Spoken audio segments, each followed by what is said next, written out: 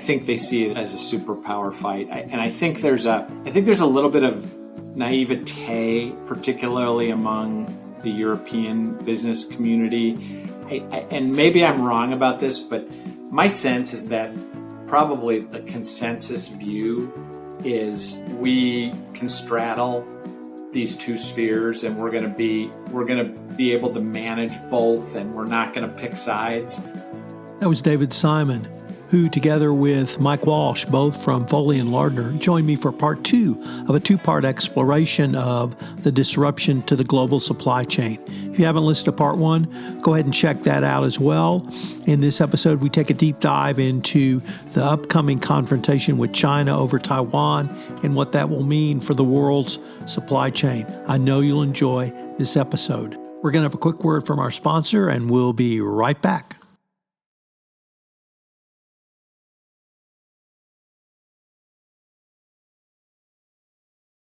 I wanted to now turn to China. I was really interested in your comment, David, that this is just a dress rehearsal. The first time I went to China was in 2001, and it was clear to me that the takeover of Hong Kong, even then, was just a dress rehearsal for Taiwan. And the Chinese didn't care how long it took them to integrate Hong Kong into the greater body of the Chinese politic. They would wait 50 years, 100 years. It turned out to be 10 years. And so politically, I think they've shown what they're going to do, but we now have to be prepared for this, certainly from a political standpoint, but our clients do from a business standpoint. And that's going to be a very different, I think, conversation given the integrated nature of where U.S. business is with both China and Taiwan. What you guys had in your paper, which we're going to link to in the show notes, so I thought was 2 prescient ideas that I'd like to explore before we get directly to China. And that's number 1, the West's miscalculation on bringing China into the World Trade Organization. And 2, China's Belt and Road Initiative, where they basically gave away infrastructure to what I used to call developing countries. And now China holds the debt on all those. Sometimes those infrastructure projects worked, sometimes they didn't. But China has 2 tools they didn't have 25 years ago, which is World Trade Organization membership, and they hold a lot of debt. So I was wondering how you might see those as benefiting China in a way that I don't think enough people are either talking about or thinking. I can go, and I always like to start with Belt and Road. I agree with you that the China World Trade Organization accession did not accomplish the goals that the United States set out to accomplish by allowing it. The U.S. thought there'd be normalization, and instead China continued to go its own way. You can look back and see whether there were signals that it was going to go this way all along. My guess is there probably were, but fortunately or unfortunately, as the case may be, that decision was made well before my time and an ability to influence it one way or the other, or even really meaningfully understand it. But that was a mistake. I believe it's universally agreed throughout the U.S. national security establishment. It was a mistake. The Belt and Road and the holding of the debt is interesting because the Belt and Road, big problem 4 years ago. Everyone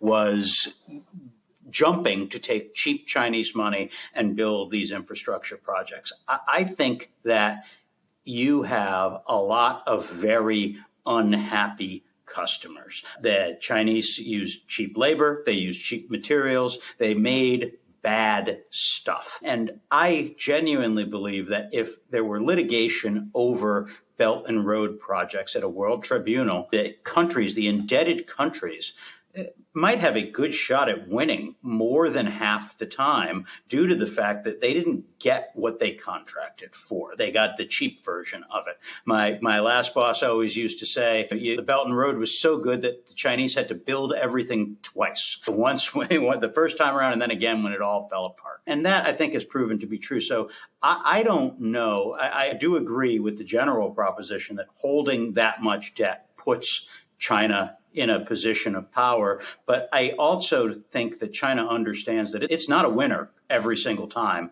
And this can get protracted and dragged on in international tribunals. I will put down one marker and then turn it back over to you, Tom and David. But one of the other things that China has done very well is put itself into positions of power and positions of control in international multilateral organizations.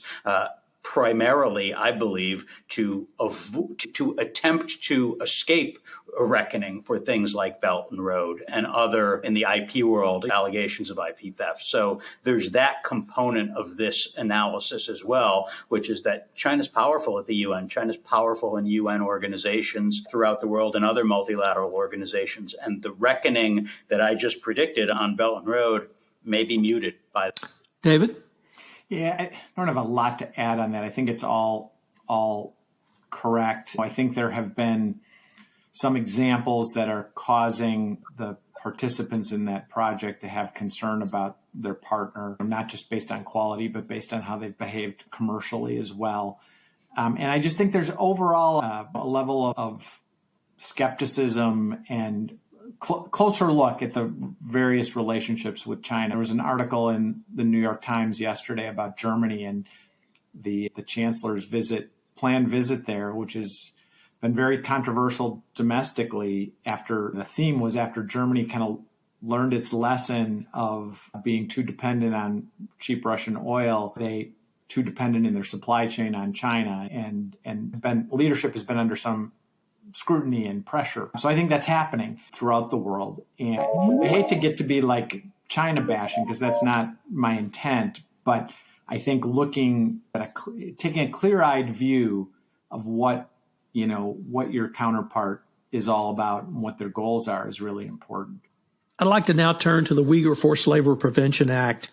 And I guess maybe start with, this is a very new and different type of law based upon the shifting burden of proof to companies, that companies now have to prove that any products or goods that come out of Xinjiang province were not constructed, built, or used forced labor. And so that's put a level of compliance obligations on companies they typically haven't had.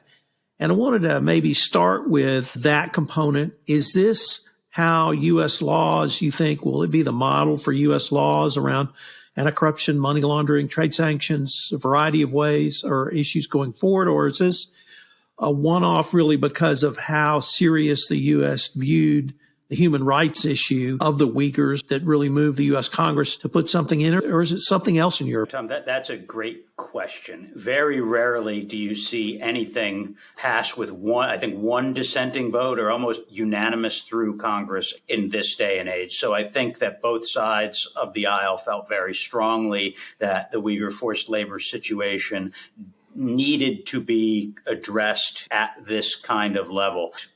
Based on the political climate of the day, it's unclear to me that anything else right now has that kind of level of support. You take the example of outbound investment controls. It seems like both sides want to pass a law that prevents or at least sets up some review mechanism for U.S. companies to have outbound investment into China. But given where Congress is nowadays and given that no one can agree on anything, it hasn't happened, and it keeps going to the back of the line. And if I had to put my money where my mouth was, I would say it is unlikely that at the congressional level, anything like the UFLPA will be passed in the near future. I do think there's an appetite to try to address some of this at the executive order level. I think you're seeing that with executive orders on CFIUS, new enforcement guidelines. And so I think the executive branch may take some action to continue to move the needle in the way that you described, Tom. But even though China seems to be a bipartisan issue right now, it does not always translate into action. But I'd welcome other views on that, because I do think that some of this needs to be addressed in the near term. And David, from let me draw on maybe your MBA experience a little bit, because you are now interacting with a lot of individuals across the globe in that program that you had not really interacted with before. And What are some of the discussions you guys are having around these issues? And I'm really more intrigued, some of your colleagues who are not from the United States, they just see this as another superpower fight, or do they see it as something different? I think they see it as a superpower fight. And I think there's a little bit of naivete, particularly among the European business community. And maybe I'm wrong about this, but my sense is that probably the consensus view is we can straddle these two spheres, and we're going to be able to manage both, and we're not going to pick sides.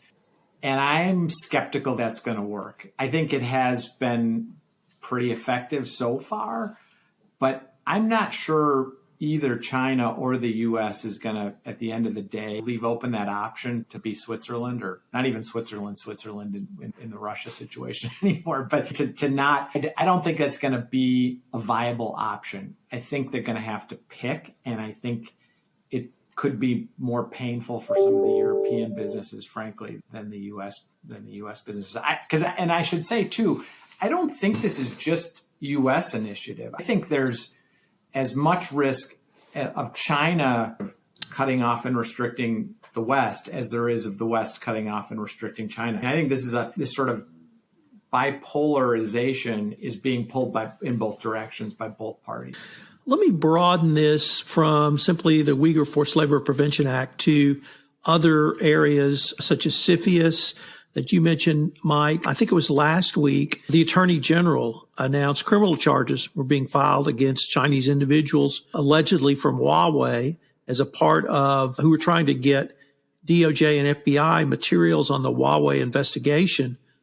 We've had other Chinese companies sanctioned. I think it was yesterday in the Wall Street Journal, I read about a company called Too Simple, which it's an American company and is alleged to transfer technology back to a startup in China. So these types of actions are really moving forward with greater speed, and it's not limited to being upset about human rights or human trafficking or human slavery, as we saw in the Uyghur Forced Labor Prevention Act. So I wanted to maybe broaden the discussion as to how you guys are seeing this in this much more wider variety of laws and, frankly, much more robust enforcement, starting with the U.S. side.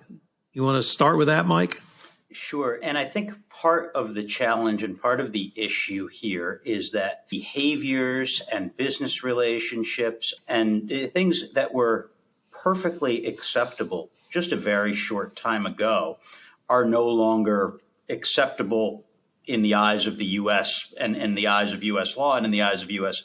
export controls. And it is difficult to educate people. It is difficult to educate startups in particular on just how serious these latest rounds of export controls are. And I'm thinking in particular of the recent round of export controls over advanced technology going into China, particularly in the semiconductor and chip area. And it looks to me as if some of these enforcement actions and the publicity surrounding them are to show the startup community and the venture capital community that these rules and regulations are serious and the U.S. government is paying attention. And I wish, for the sake of our client base, that there was a less intrusive way to do that. But it seems as if the current administration is at the point where it's going to use carrots and sticks to make sure that everyone understands that it is serious this time and things are different. And you look also, you mentioned the DOJ has been making its announcement. They sent Blinken out twice in the last 6 weeks to talk about the expedited timetable for the invasion of Taiwan. And when you think about that's really serious. You don't do that for bluster. That's a warning. And it's a warning to the business community to expedite its preparations for a time where perhaps access to the China market or access to China goods is no longer tenable. David, could I add for you on that last point that Mike raised about Secretary Blinken? How does that impact, or how should customers and clients be thinking about those issues from the Taiwanese perspective? Are we going to lose a major source of chips or other supply chain issues? China or Taiwan rather, is under attack in some form and we physically can't get the goods out of Taiwan? Yeah, that's obviously the most acute, but then there are all sorts of other issues too that Mike and I have done some kind of tabletop planning with some clients on this. And what about the intellectual property that you might have in Taiwan? What about employees in Taiwan? What does that look like? There's a lot of potential fallout from something like an invasion, I think, and we don't know what that's going to look like. We don't know if it is going to be an invasion, if it's going to look like something else. I think you would be foolish not to take it seriously as something that is a high priority for China. But I think the short answer is you just have to plan. You have to contingency plan. And if you have operations in Taiwan or rely on Taiwanese products as part of your critical supply chain, it would be irresponsible not to be thinking through what might happen and how you're going to react to it. It was interesting, just a half a step back to Russia. I was reading an article by a professor, Kish Perella, that was really interesting. She looked at the decisions to withdraw from Russia by various Western companies. And her point was the demand side of getting out was basically the same for everyone. And there was pressure, global pressure, as Mike said before, there's at least Western consensus very quickly formed that this was a great evil that needed to be dealt with. And part of that, U.S. and Western companies drawing from Russia. But different companies reacted differently to it. And so she was like probing this, what she calls the supply side of it. What factors limited companies' ability to respond to that demand? And she talked about things like the business model. Are you a franchise model where you don't have direct control over your brand in that country? What is your governance? Do you have a proactive board that's looking to contingency plan to think through stuff, or are you just reacting? What are your commercial arrangements? What do your contracts look like? Do you have the flexibility under your sort of commercial infrastructure to make adjustments and to make changes? So I thought those are really interesting things that she's exploring, limitations on what Western companies can do in response to a situation like the Russia sanctions, which would also apply to China. I think those are things our clients, our U.S. businesses really ought to be focusing attention on and planning, whether it's a Taiwan invasion or whether it's decoupling that occurs through other forces. You got to be. Mike, are you seeing or hearing any additional scrutinies from CFIUS around Chinese investment, or has Chinese investment in America slowed down or dried up? It has slowed down considerably over the past several years. I think the level of scrutiny in the past several years has been awfully high. And I think that the market has taken notice of that. I think a lot of companies, especially non-U.S. companies looking to get into the United States on the front end, try to minimize or screen out or eliminate Chinese influence before making an investment. And so even investments that used to be quasi-Chinese or partially Chinese, you're not even seeing as much of that anymore because of the CFIUS scrutiny that comes. If there's a vehicle that's 10% Chinese owned that is going to delay a deal by 120 days and require all kinds of monitors and certifications and a whole new national security agreement that wouldn't be required but for that Chinese component. I think you'll find investment groups are coming up with different ways to make up that last 10% of the investment. And so I think the word is out that if you have a Chinese investment coming in, particularly in a TID U.S. business, you had better really think about that on the front end, think about what that looks like, and come to the committee with a mitigation plan that's fairly aggressive right out of the gate.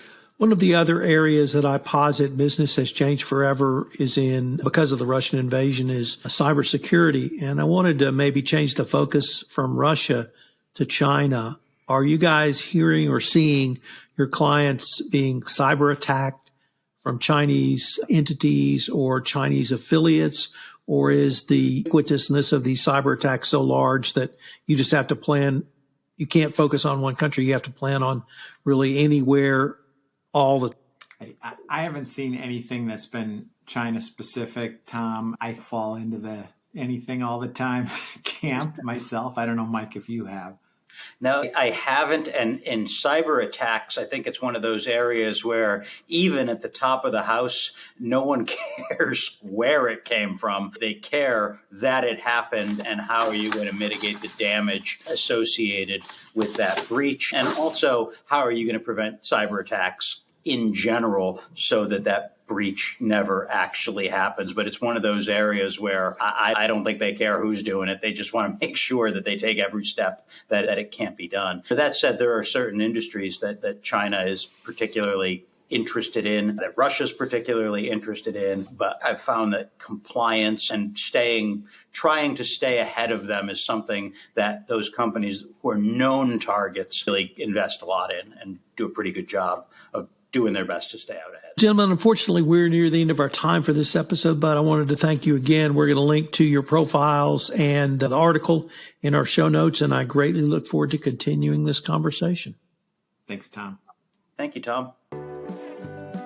This is Tom Fox again. I hope you've enjoyed this part 2 of a special 2-part episode on the disruptions to the global supply chain. I've linked to Mike and David's article in the show notes. I've also linked to my prior podcast and blog post on this topic in the podcast series, Never the Same.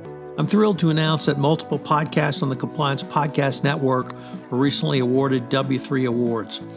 All Things Investigations, the Hughes Hubbard podcast, was awarded a silver award for General Series Law and Legal Services for Podcast, because that's what heroes do. One for Arts and Cultures in Podcast. Hidden Crime, that's Gwen Hassan's podcast, one for Crime for Podcast. Compliance Into the Weeds with my good friend Matt Kelly. Matt and I won an award for Best Co-Hosts for podcasts. And the Hill Country podcast was also honored for Arts and Culture for podcast. And then finally, Life with GDPR. That's my podcast with Jonathan Armstrong for professional service for podcast. And I'm really proud to announce that a gold award was given to Trekking Through Compliance, once again in Arts and Culture for podcast.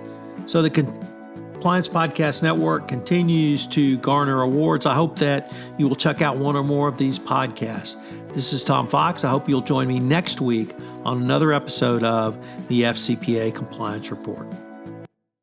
This podcast is a part of the C-Suite Radio Network. For more top business podcasts, visit c-suiteradio.com.